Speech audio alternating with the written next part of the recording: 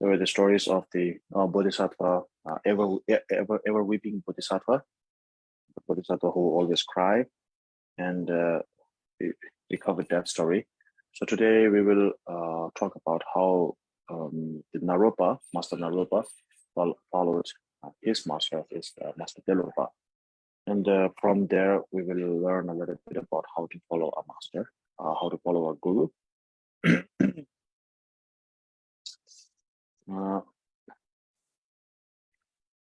So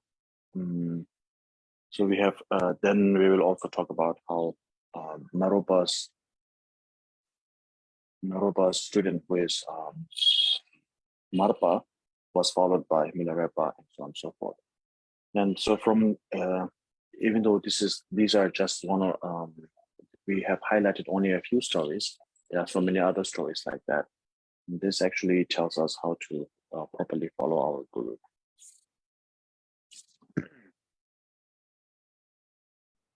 So this is the story about Naropa. Naropa, he is a great master. He was already a great scholar by the time he went to meet Delopa. So he was very well learned, very scholarly person, and he was one of the most popular academician at the time, most popular scholar of his time, one of the most popular scholar of his time. He was a professor at the renowned University of Nalanda University. So he was a renowned professor at the Naropa University. At the Nalanda University.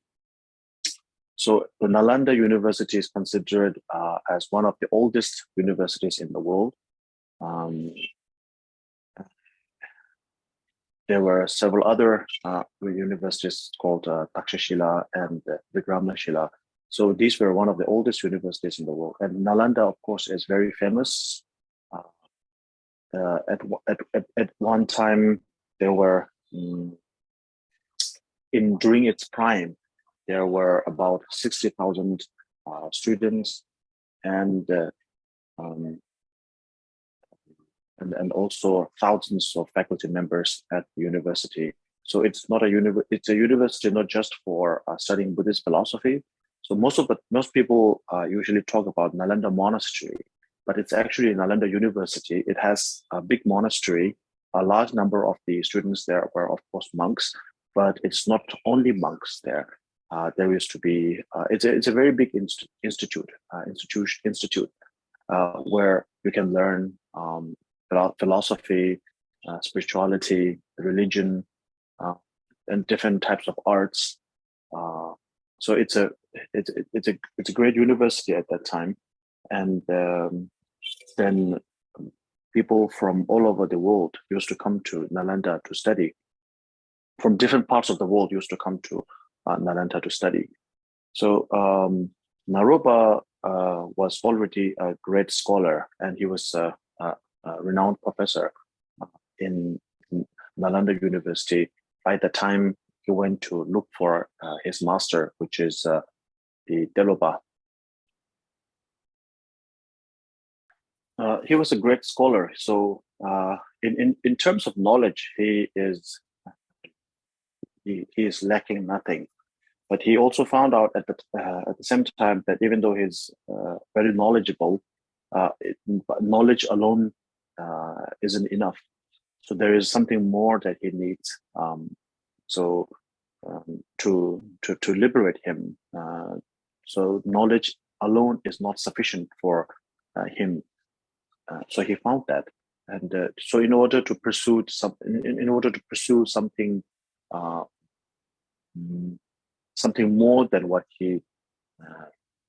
his knowledge could provide him with, he sought out to practice. He sought out a guru which can lead him to the ultimate Buddhahood. And so when he was looking for his, so in search of appropriate or in search of a proper guru, he came to Nepal and he found out Delopa. Mm, Then there he met the Delopa, Master Delopa. So, but Master Delopa is again a yogi, and Naropa is a very well-mannered, very gentlemanly like kind of a person. But Delopa, on the contrary, looks like a beggar. Actually, Delopa was living the life of a fisherman.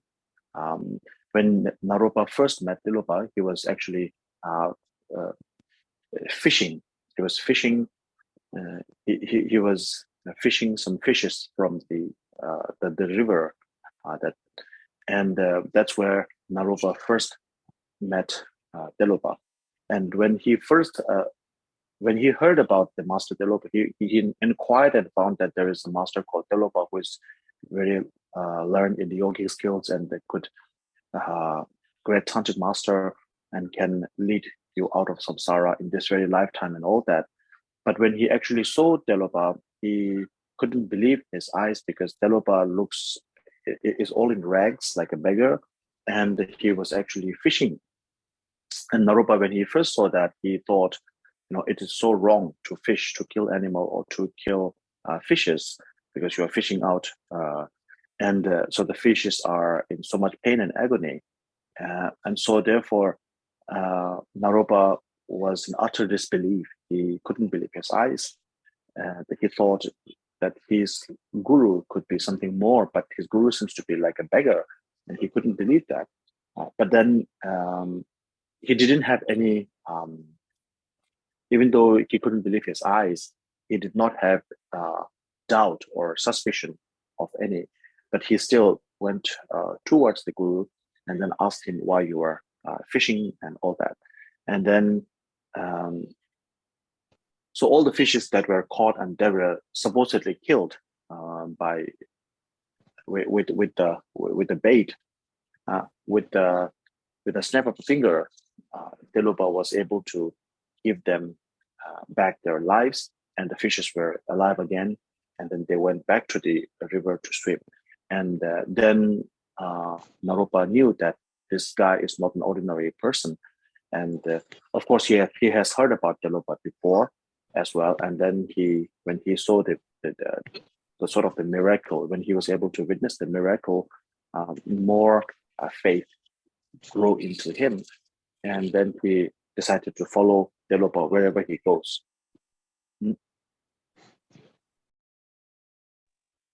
So from then onwards, he found Delopa, and then from then onwards, he decided to follow Delopa as his student.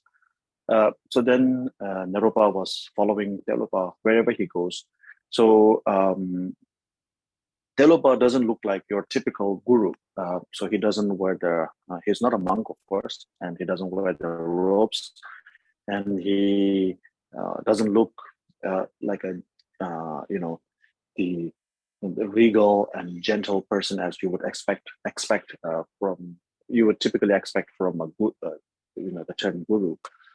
So he looks, if you look at Delopa, he looks like one of those beggars that you would see in the streets in India, very much like that. So his demeanor, his behavior, as well as his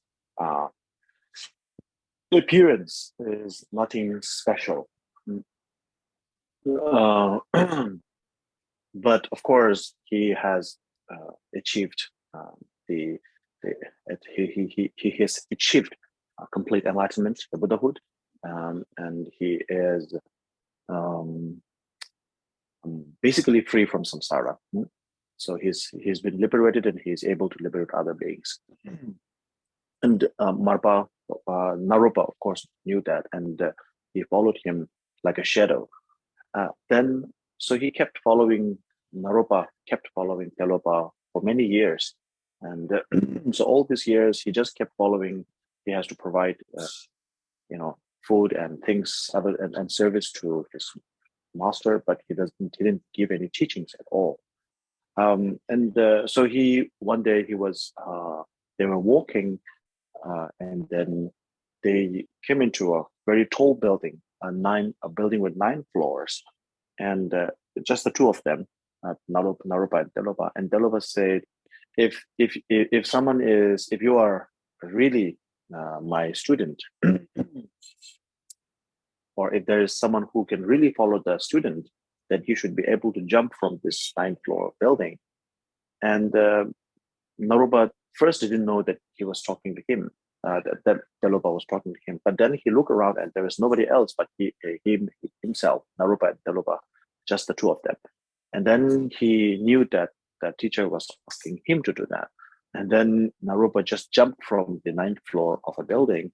And of course, he fell down, and then all the bones in his body were broken. And he was in great pain and agony. And then Delopa came down and asked Naropa, "Are you in pain? Right? Are you in pain? Is it? Does it hurt?" Then the Naropa said, "Don't even talk about pain. I don't know whether I'm alive or not." So basically, he was, all broken and broken into pieces. But then he did not lose any of his faith in the Guru, and he was steadfast, very strong faith, devotion to the Guru, and so of course Delopa could see that, and Delopa, because he is a Buddha, because Delopa is enlightened being himself, so he actually recovered, healed Naropa completely back to his normal, his previous state. Then after some time, Naropa and Delopa were going. They were walking together, and Delopa asked Naropa as his student, so he was more like a servant.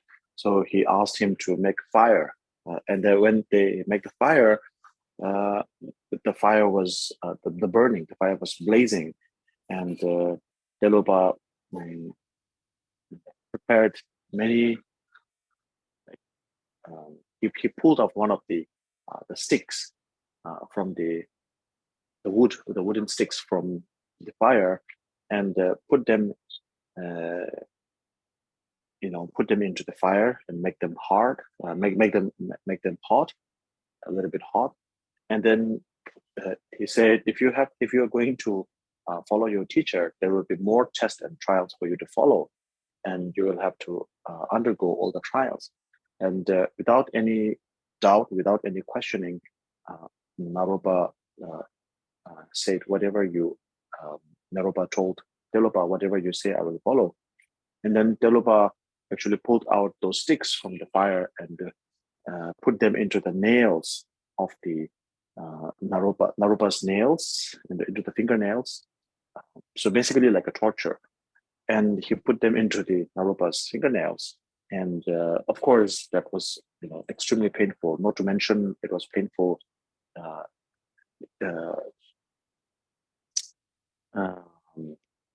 from putting it into your nails, but also it was very hot because it was placed near the fire. And so basically, Naropa suffered a lot. And then Delopa, without even asking how he was, because the first day when he fell from the building, Delopa came down and asked immediately. But now he was becoming stronger, so Delopa didn't ask him anything. He left Naropa in pain for several days. And after a few days, Delopa came back and asked him how it is. And Naropa said, "I'm in great pain because all my fingernails are, the sticks were inserted into my fingernails. And I'm in great pain." And Delopa said, "Oh, okay, then I will pull them out." And he pulled out all the sticks. And when the sticks were pulled out, blood and pus started to come out, and he was in more pain than before. And even then, Naropa didn't lose faith in the Guru. And of course, there was again a great test. And again, he was healed back to his normal state by Delopa. So then one day, Naropa and Delopa, they were going somewhere, and then all of a sudden, all of a sudden, Delpa said, I'm hungry, so bring me food. At that time, they couldn't, they have nothing to prepare food for. So Naropa decided to go into the nearby village to beg for food. And he went to the village, and the villagers were farming the land. And then it's the lunchtime. It's the lunchtime, and they were having lunch. But Naropa asked food for himself and Delpa, his teacher. So the villagers had lots of food. And they gave him the food too. They shared the food with him, and he immediately brought the food to Delpa, his master, and gave the food to him, the teacher. And the Delpa had the food. He was very happy. He ate them uh, like he was very happy to have the food. And the Naropa has never seen Delpa being so happy in the past. So for all those years, Naropa has been with Delpa. Delpa has never been that happy. So to see his teacher happy like that, Naropa also felt kind of proud, and he that felt, I'm doing something good at least. And the Naropa decided to bring more food because the teacher was very happy with the food. And he went to the village again to ask for more food. By that time, the villagers have gone back to their farming, gone back to farming, and no one is taking care of the food. No one is looking after the food there, the leftover. And Naropa decided, maybe if I steal their food, because nobody is looking and they have already eaten, if I steal the food, it's not a big deal, and I will be making my teacher very happy. So he tried to steal the food, but then one of the villagers caught him, saw him, and then they caught him up, and then they beat him to death, like almost to death. So they beat him really badly, and then he was almost dying, and then Naropa came out of nowhere, and he said, uh, that the villagers left him to die, and Naropa came, and Delpa actually healed him back to his normal state. Then again, one day Delpa asked Naropa that, we need money. We don't have any money, so I need money and get some money. And there's nowhere to get money because they don't have any other skills, and so the only way to get money is so Delpa said, go and steal some money from me. And Naropa went to because Naropa is a scholar, he's a gentleman, he's not a thief, so he has no experience in stealing things. And so he went to a rich man's house to steal, but since he has no experience in stealing, he got caught, and he was again beaten to death, really badly beaten. Then again, Naropa came into the picture, and Naropa asked him, "Are you suffering? Are you in pain?" And Delpa asked, "Are you suffering? Are you in pain?" And Naropa again responded the same way by saying, "Don't ask me about pain. I don't know whether I don't feel alive. I don't know whether I am alive or dead anymore." And again, Naropa was healed back to his normal state by Delpa. So just like that, Naropa went into many different kind of trials and tests put forward by Delpa. So if you look into the extensive the biography of Naropa, you will hear So basically, there are 24 trials that Naropa had to go through, 12 major trials and 12 minor trials. So 24 trials and tests were put forward by Delpa, and he has to go through these different tests and trials. And all through those tests and trials, he passed very successfully. And because he, no matter whether he has other things or not, he always has pure faith in the Guru, pure devotion into the Guru. Then one day, Delopa asked Naropa to go and fetch some water, and um, Delopa said, "You go and bring water. I will make fire here."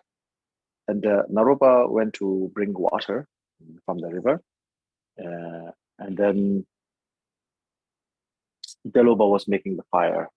And when Naropa brought back the water, Delopa jumped. He was making the fire, and all of a sudden, he jumped out of the fire. Delopa jumped out of the fire, and in today's term, that would be seem like a crazy person. So Delopa jumped out of the fire like a surprise attack, and then grabbed Naropa's left hand, and pulled him towards him. Delopa pulled Naropa towards him, and then asked him to, and told him, "Show me your forehead. The forehead. Give me your forehead." And Naropa brought his forehead to the Delopa like this. And that very moment, Delopa took out his slippers, sandals, and hit Naropa on his forehead with his sandals.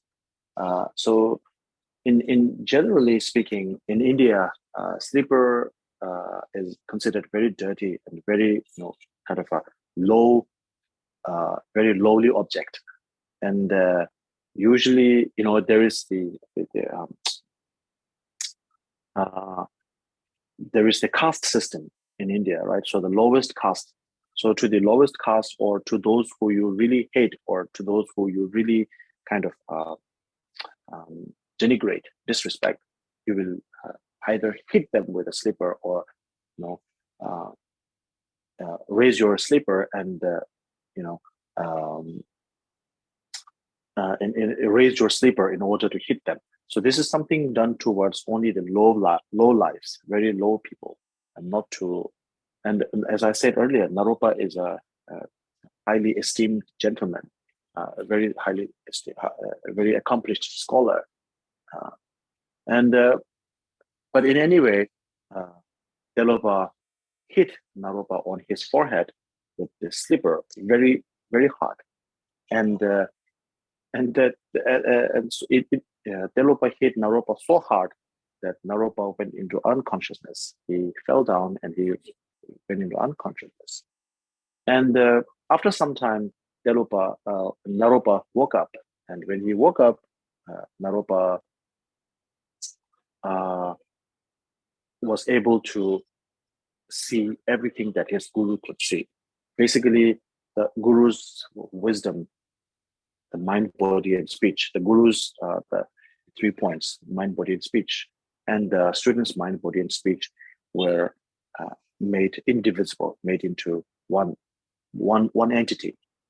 So whatever realization the guru had, the student also had. All the wisdom, all the experiences, all the spiritual experiences of the guru were also replicated into that of the student. So basically, Naropa followed Delopa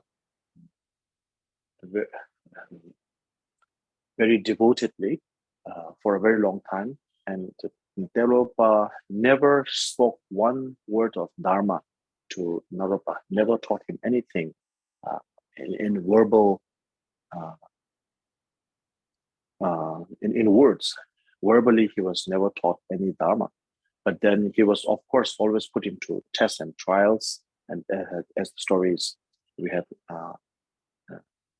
just discovered, so he went into 12 major trials and 12 minor trials. He had to undergo all those trials, very difficult, something that we could never think of, we could never. And he passed all those trials and tests wonderfully.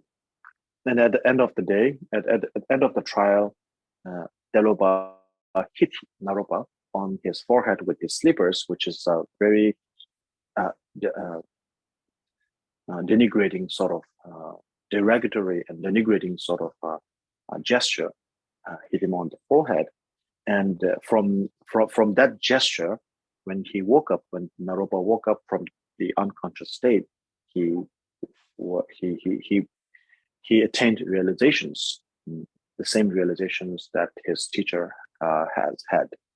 And so that was the story of how Naropa followed Telopa, and how Telopa was able to very skillfully bring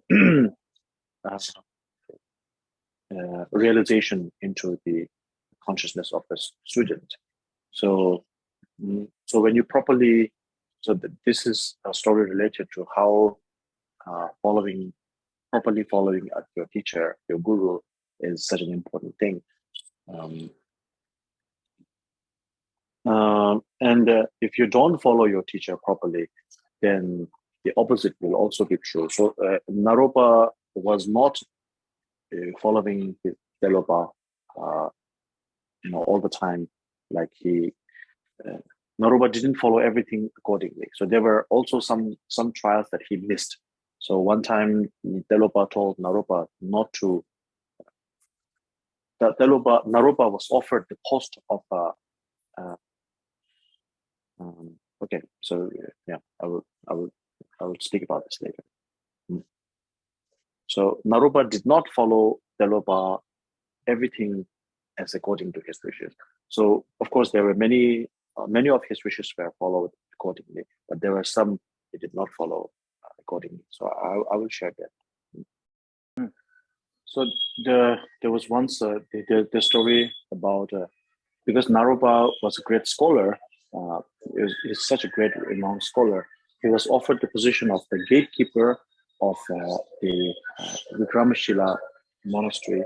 So just like Nalanda University, Vikramashila is a great monastic university. So Vikramashila is a monastic university. It's not. It's a big university, but for monastics, for monks, and it's a big university. It's a very large academic institution. And when Naropa was offered the position of the gatekeeper at the Vikramashila monastery, Telopa actually forbade him to take the position, told him not to take the position. So you might think, why such a great teacher, great professor, great scholar would be offered the post of the gatekeeper? So what happens is this is a very interesting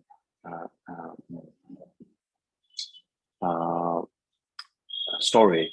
So what happens is in all the universities, in all of the monastic universities in India, they have the monastic institutions, right? The academic monastics. They usually have. If you have seen the mandala, there are 4 doors. So the mandalas were the kind of the framework of how a palace or a monastery would be constructed in India. So basically, they would have 4 doors: east, west, north, and south. East, 4 doors or 4 gates. So all the big houses, big palaces, mansions, monasteries, big institutions, they have like 4 gates. And so the big monastic institution, the 4 gates have 4 gatekeepers, right? So the gatekeepers are like the gatekeepers are not a very lowly paid kind of low level employee, but the gatekeepers are actually the best of the best scholars of the institutions. The reason why they would put a gatekeeper out there is usually because there would be in ancient India, there are a lot of philosophical differences and philosophical debates taking place, right? Arguments. So like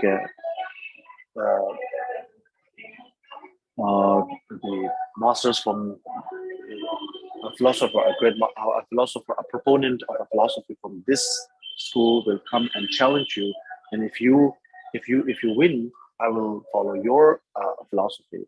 If I win, you will have to follow my philosophy, and so on, like that. So it's a very common practice in India at that time. And usually in a great monastic setting, the monks would be studying and practicing and all that. And there would always be challengers coming into the monasteries. And some of the challengers are really good great challengers, but a large number of them are just wasting, just think that they are great philosopher, but they are not. And they would come into the monastery, and then they would, upset everything by challenging everybody, but like basically wasting everybody's time. So in order to stop those who are not really great at debate, or not those who are not really great philosophers, the a great scholar who is also very good in arguments, very argumentative, very well versed in debates. A scholar who is also very a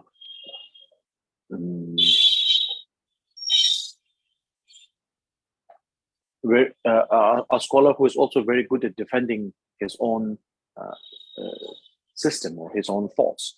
So there are many scholars who are able to present their thoughts, but when they have to defend their thoughts, they actually are not able to do that well. But so basically, scholars who are very argumentative and are very good at debates were set up on the 4 gateways or the 4 doors of the institutions. So Naropa was given the position of the gatekeeper of the Vikramashila monastery. So it's a very highly esteemed position. And Naropa couldn't resist this position, and he took the position, even though his teacher told him not to take the position. And there, when he took the position, even though he's such a great scholar, when he was in Nalanda, there was nobody can match him in the Nalanda University. Nobody could challenge him.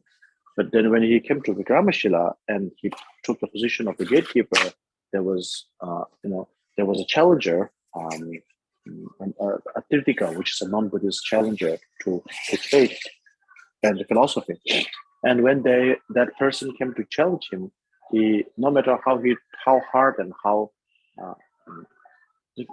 hard he tried, he couldn't defend his position, and he almost lost his position, his philosophical positions, which never happened in the past. And then he had a vision of his guru, Telopa, and then he asked Telopa, "Why did you take so long to come? Why did not you come to defend me? Our faith, the Buddha Dharma is at stake. Why didn't you come to help me?" And Naropa said, "I told you specifically not to do that, and you did not follow me. You disobeyed me, and that's what comes after disobeying your teacher." And Naropa repented. He said, "I'm very sorry, and please help me." And then Telopa said, "Just visualize me on your head, right? Visualize me on your head, and then you just go on with your debate." And he did that, and he was able to beat the opponent, the challenger. And so this was just one small story of how slightly disobeying your teacher would be fatal in your spiritual conquest. So these were some of the stories related to Naropa on how to follow a teacher and how not to follow a teacher in such and such a way. Oh yeah. So this concludes the teaching for today. So next week we can talk about the stories of Milarepa and Marpa. So there's also the story of Marpa following Naropa, which is also very extensive, very long story of how many hardships that Marpa endured in order to follow Milarepa. And there's also the Milarepa story. So if the stories are kind of unrelated in today's time and boring, we could jump right into the topic. So let me know for next week if you want to continue with the Milarepa's story or not. In the text, the book that we are following, we are reading, there is the story of the ever-weeping Bodhisattva, Telopa and Naropa, and that of the Milarepa as well.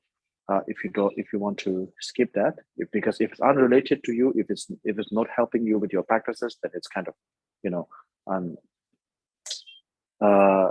so we can skip that. Yeah.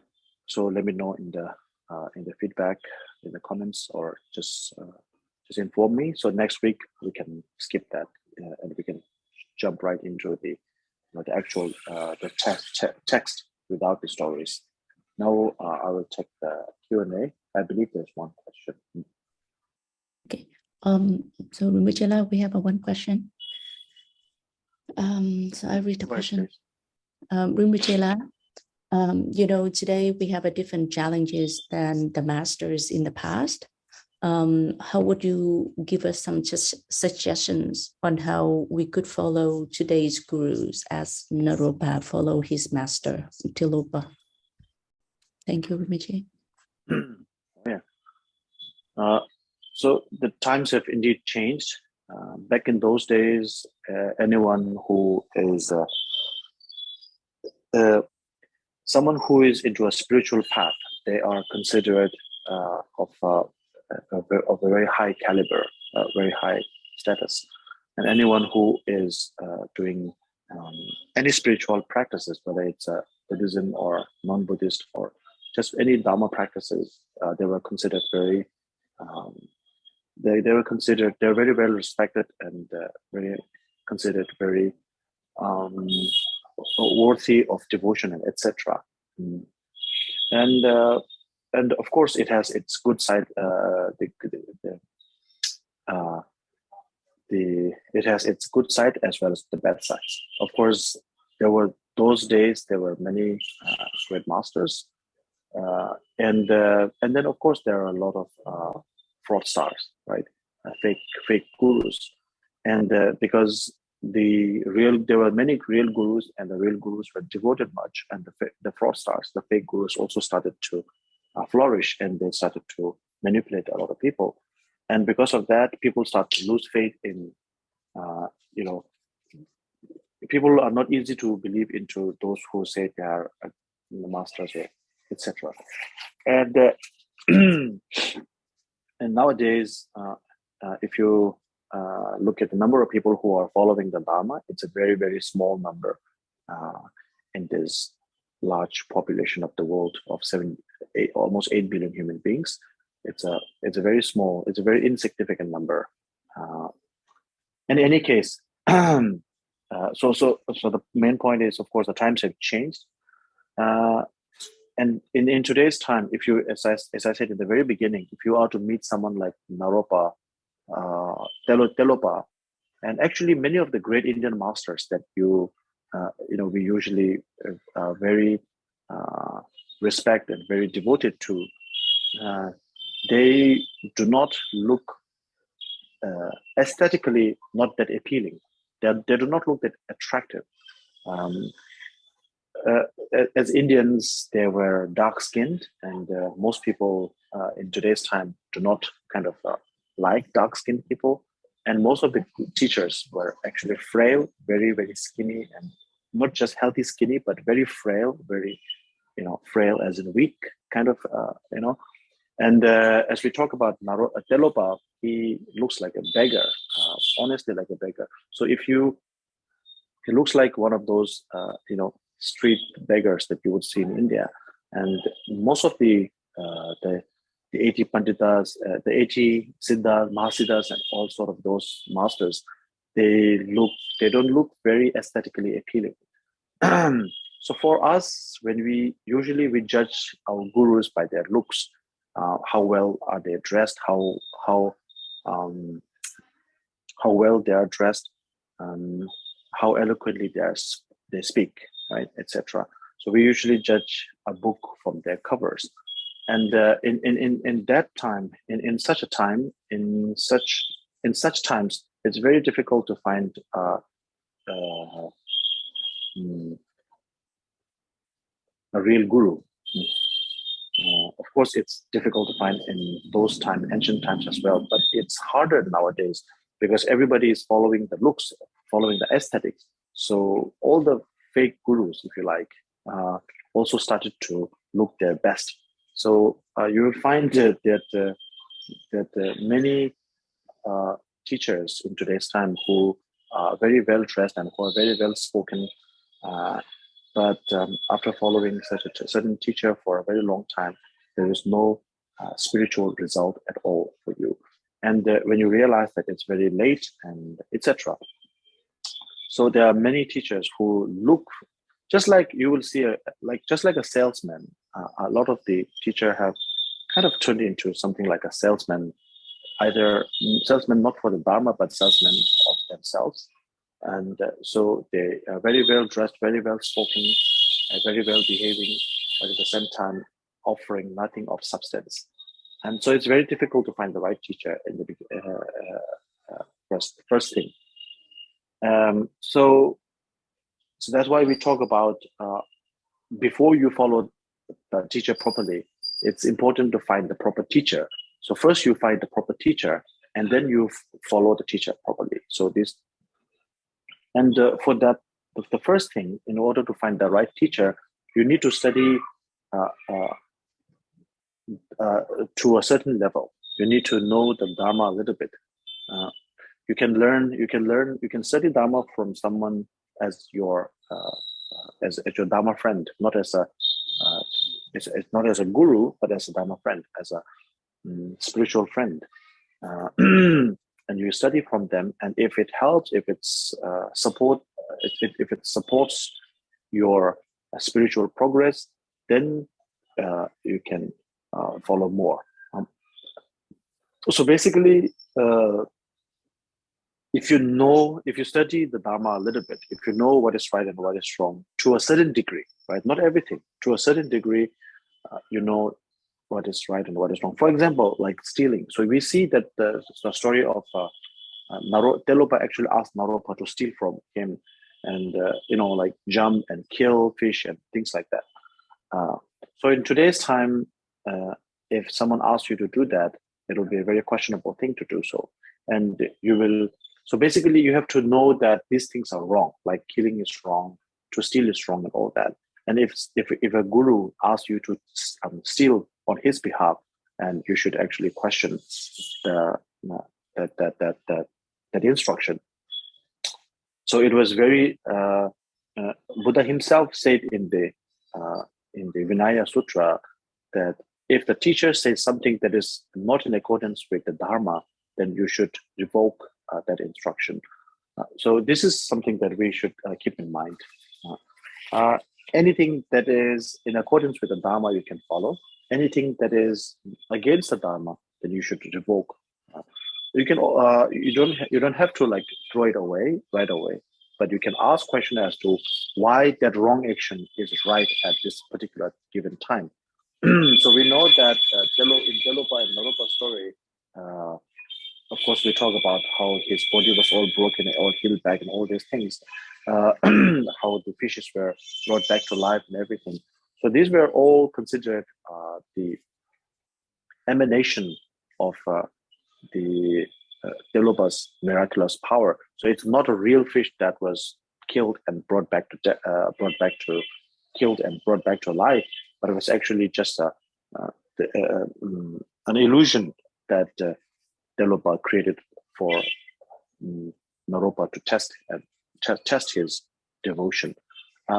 So like that, and in Naropa's case, as we know the story, Naropa was blindly following Telopa, but Naropa is not someone without any background in the Dharma.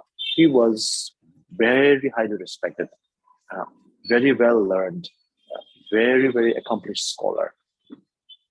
And he learned everything there is to learn, right? As in terms of study, he has studied everything. In terms of information, he has everything. But in terms of realization, he doesn't have what he needed. And so for that reason, in order to realize the Buddhahood, he went into search for a guru who can actually kind of snap him out of his delusion. And that was Telopa when Telopa hit Naropa, slapped Naropa with his slippers, that was the step out moment. So just like that, as we know from Delpa's story, he was a great scholar already. We have to learn about Dharma a little bit, so that when someone poses as a teacher and tries to kind of manipulate you, you'll be able to see that, and you'll be able to, not to fall into the trap of a false teacher. That's very important.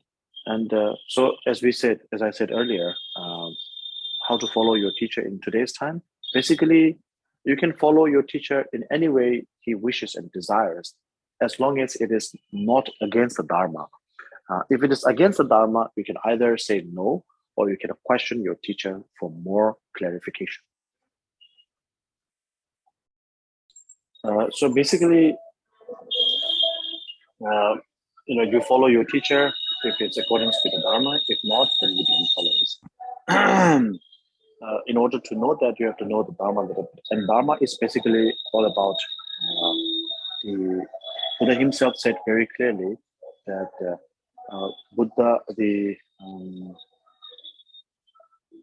commit not any unwholesome deed. Basically, don't do any bad things, and gather a wealth of virtues, and basically do good things, and then subdue your mind. And that is the teaching of the Buddha. Basically, we talk about the 10 negative deeds and the 10 negative deeds and the 10 positive or virtuous deeds. So anything that is in line with the 10 virtuous deeds, that is for the Dharma. If it is something, if it goes against the 10 virtuous deeds, then that is the negative, that is against the Dharma. So you should not follow your teacher.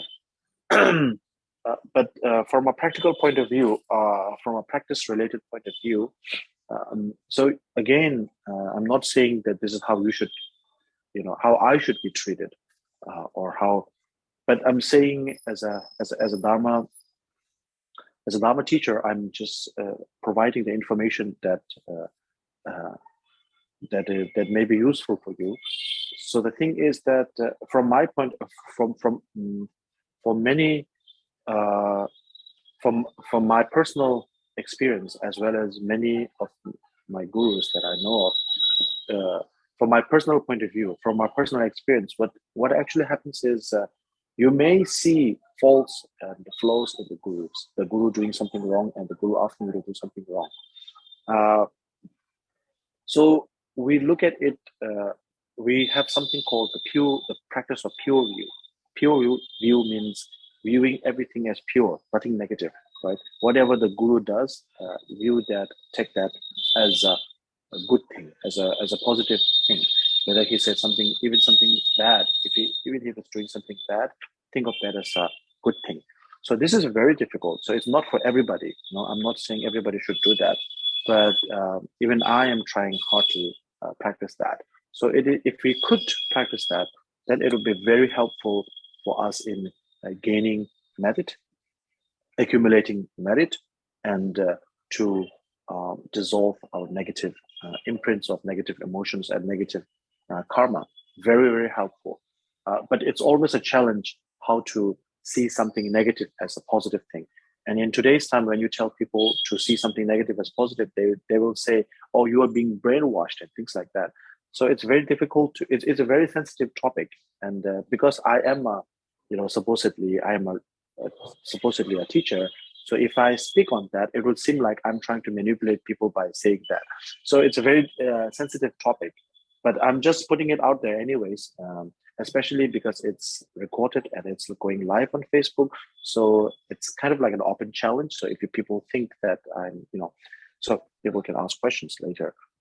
So basically the thing is the pure view, to take everything, to view everything your guru does as something positive. And that is pure guru devotion. It's very difficult to do that.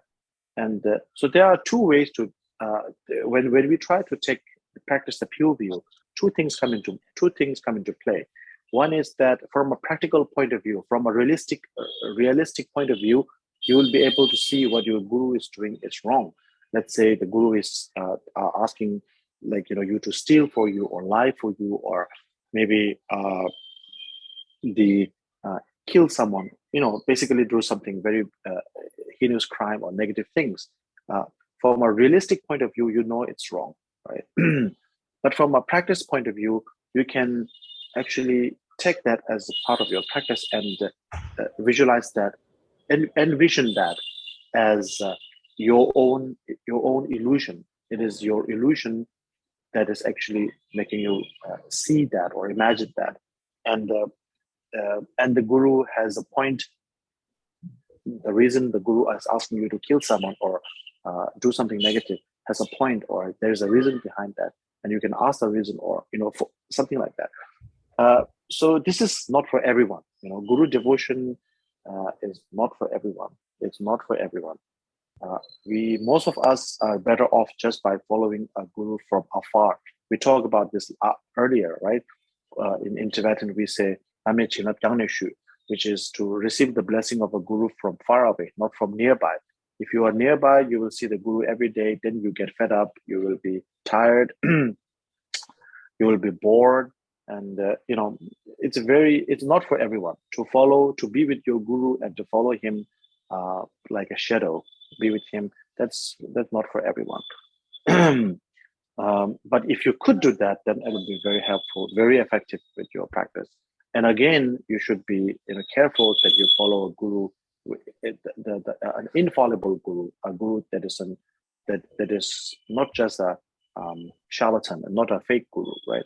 That's very important, because once you follow a guru and it's a fake guru, then everything is just messed up. So in order to find out your guru is not a fake guru, you have to know a little bit of Dharma first. And you can learn that from your spiritual friend. And after you learn that, then you can analyze the guru, and then you can follow someone as your guru. So basically, pure view, in today's time, you ask the question, how to follow a guru in today's time. So today's time, basically, if you could, then try to practice the pure view. And the pure view actually can be practiced not just with your guru, but with everyone around you, your friends, your family, your so-called enemies, and everyone. You can practice that with everybody. I think I talked about this one time earlier, because so many things that we take for granted, we get it wrong, right? As parents, we always are very defensive about our children. When our children has a incident with another kid or with a teacher in the school, we are always defensive about our teacher, our children, and no matter whether the child is wrong or right, doesn't matter. We are always defensive of our children. In this case, actually, we are really little bit like blindfolded by our love for our children, right? But here, from one point of your mind, what your teacher is saying or doing is, from a realistic point of view, it's wrong, right? But at the same time, from a pure viewpoint or practical point of view, you take it as a right thing. So it's right and wrong in this. It's right from this perspective and wrong from that perspective, and it's wrong. But at the same time, from a practice-related point of view, you take it as your practice, and you take it as as a rightful practice. If you are able to see something wrong and still able to, with a mother's love or with the parent's love, they're actually blinded by their love. So it's not really the parents are not able to see the flaws of the children. They think their children is always right, and that is not the right approach. But when you practice the Dharma, you could see your teacher doing something wrong, but at the same time, you decided to sort of unsee it.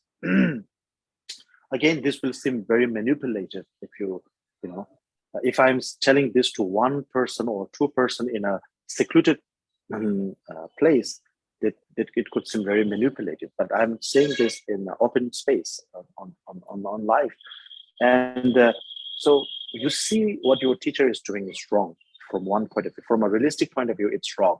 But from a practice-related point of view, from a practical point of view, you take that as a rightful action.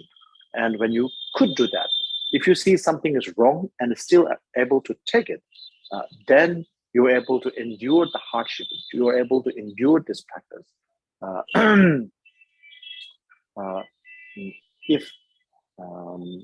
If walking for 10 miles is a very easy thing for you, right? It's not a hard thing for you.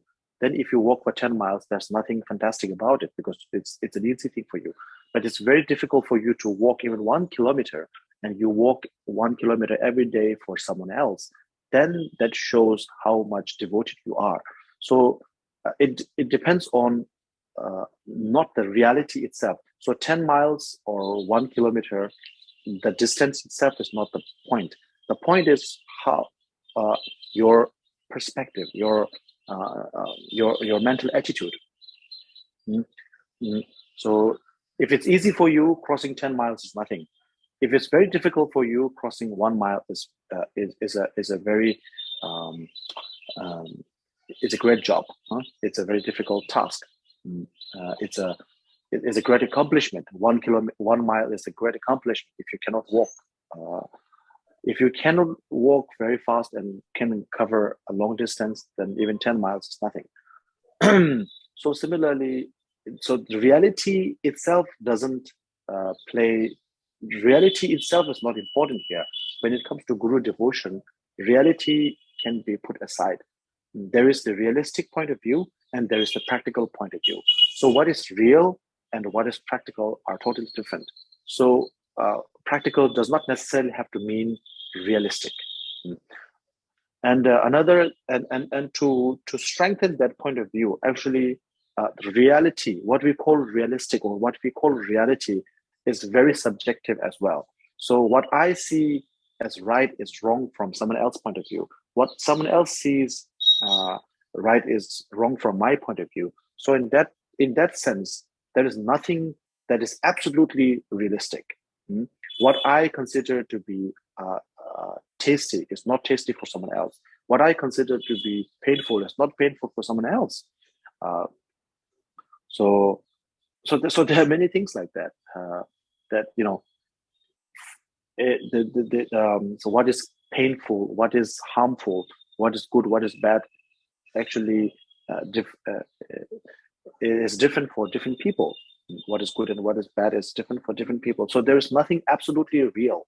So what you consider to be realistically flow of your teacher is it is not necessary that it's absolutely real. It's not absolutely really a flow. So when you have that in mind, when you know that so many things in life that you have thought was true turned out not to be true, then you will also note that the flows that you see in your teacher are actually not really real flow. It may be real, but it's not absolutely real, right? So it's a real from one perspective. So if I'm going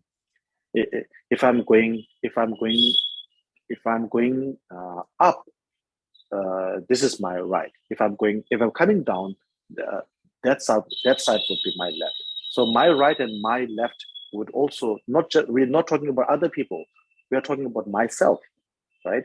Even as one single person, my right and my left could be different depending on where I'm walking. If I'm walking towards you, this is my right. If I'm walking away from you, that would be my right. Right now, because I'm facing towards you, this is my right. But if I turn my backs to you, this will not be my right, but this will be my right. So my right and left is also relative to where I am going and coming from. So such something simple, something cardinal as right and left can be are not absolutely realistic.